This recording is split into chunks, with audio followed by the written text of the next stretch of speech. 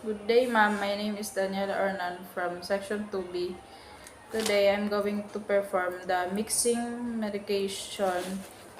two medication into one syringe.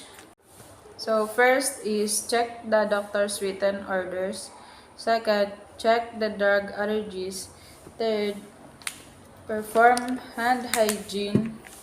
Then, next, gather the equipment needed.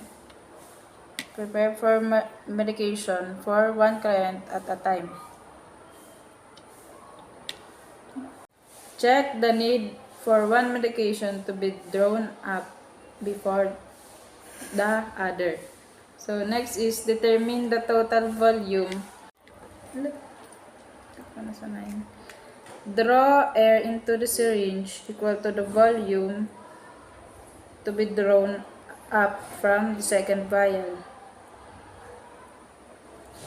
Then inject the air into the second vial. Then remove the syringe. Then remove the needle from the vial.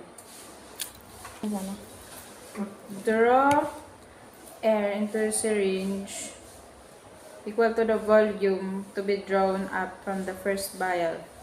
Then inject air into the first vial and keep the needle and syringe in the vial.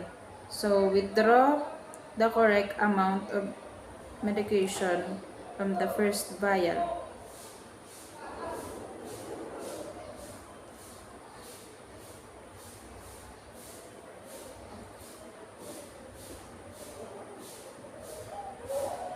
Then withdraw the medication from the ampule.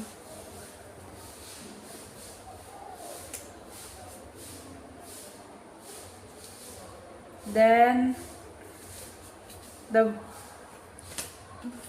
follow the institutional policy regarding recapping needles. Then perform hand hygiene. Okay.